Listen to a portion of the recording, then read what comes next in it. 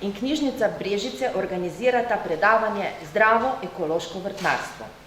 Kaj razumemo pod pojmom zdravo in kaj je značilno za ekološko vrtnarstvo, ter kaj moramo postoriti, da zadovoljimo njunim zahtevama, to bo danes povedala gospa Nevenka Breznik.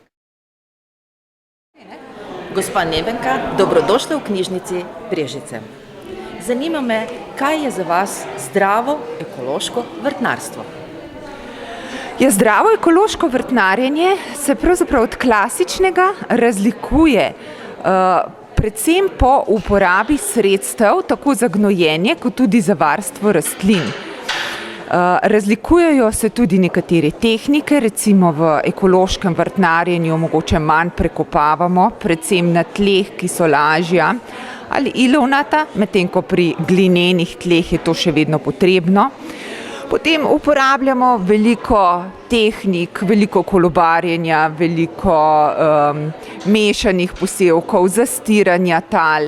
Kolobarite verjetno vsi, je tako? Saj do neke mere, ne? Koliko letni kolobar imate? 4, se pravi, imate tudi trajnice neki? Ok, 3 ali pa 4 ponavadi uporabljamo, ne? Glede na kaj razvrstite vrtnine v kolobar? Glede na gnojenje, bravo, tako je. In sicer, kaj paše na prvo gredico, na prvo polino, ko jo bomo gnojili? Veliki porabniki, ki so? Buče, paradižnik, zelje, ne? Pretežno plodovke in pa kapusnice. Se pravi med plodovkami paradižnik, paprika, melancani, bučke, buče, lubenice, melone, kdor, kumare, tako. In potem še kapusnice, ne? Zelje, cvetača, brokoli, ohrot, brstični ohrot in podobno, ne? Skratka, ves čas imamo pred sabo misel, da je treba vrtninam zagotoviti optimalne pogoje za rast in razvoj, ker so le tako dovolj krepke, da so se same sposobne v precejšnji meri braniti pred kakšnimi neprijetnimi zunanjimi pogoji oziroma pred boleznimi in škodljivci. Potem, predvsem, kot sem pa rekla, se pa razlikuje ekološko vrtnarjenje od klasičnega po uporabi sredstev za gnojenje. Zdaj, tu uporabljamo samo in izključno organska gnojila, umetnih nikakor, in pa za varstvo rastlin pred boleznimi in škodljivci uporabljamo snovi, ki v naravi že obstojajo. Kje v Sloveniji se najbolj posvečajo ekološkemu vrtnarstvu? Pravzaprav bi jaz na to vprašanje bolj odgovorila z stališča vrtičkarjev, se pravi tistih, ki vrtnarijo bolj za lastno uporabo. In tu bi lahko rekla, da najdemo mnogo več tega ekološkega vrtnarjenja v mestih oziroma njihovi okolici, kot pa na podeželju, kar je do neke mere tudi logično, zlasti tam, kjer imajo zelo velike površine, je to mogoče težje obvladljivo, kot pa na malih vrtovih. Je pa seveda zdaj tudi vprašanje, kdaj imamo prostor in čas, da posejemo tako mešanico, ne?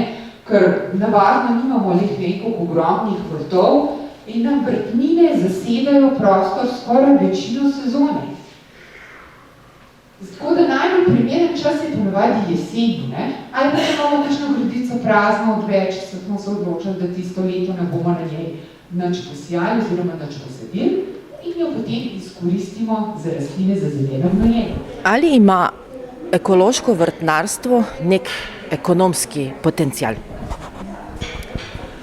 Pri ekološkem vrtnarjenju se moramo zavedati, da rabimo več znanja in pa tudi, da neke določene rastline oziroma da so pridelki včasih manjši, zlasti v primeru, ko imamo kakšne neprijetne zunanje razmere ali kakšne hujše napade bolezni in škodljivcev.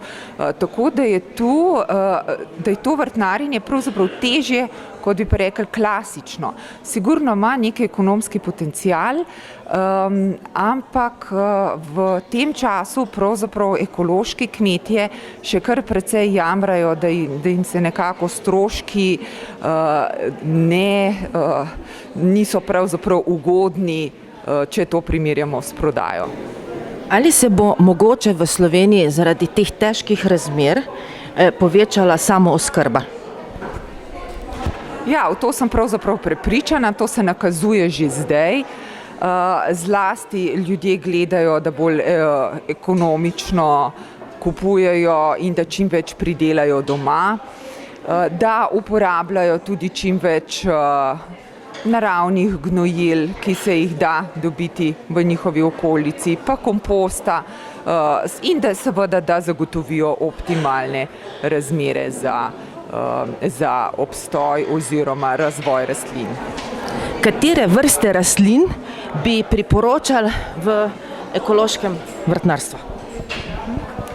V ekološkem vrtnarstvu bi priporočala pravzaprav večino vrst vrtnin, s tem, da je seveda treba gledati, da smo pozorni tako na mikroklimatske kot na klimatske pogoje in da recimo tu v celini ne sadimo vrtnine, ki uspevajo na Primorskem, ker vemo, da bomo s temi imeli več težav, imajo manj ugodne pogoje, zato jih bo potrebno več kropiti, bolj skrbeti zanje in imajo manj možnosti, da bodo preživele. To se pravi, predvsem sadimo vrste, ki so odporne, vrste in sorte, ki so odporne na naše klimatske pogoje. Gospa Nevenka, za začetek hvala. Hvala tudi vam.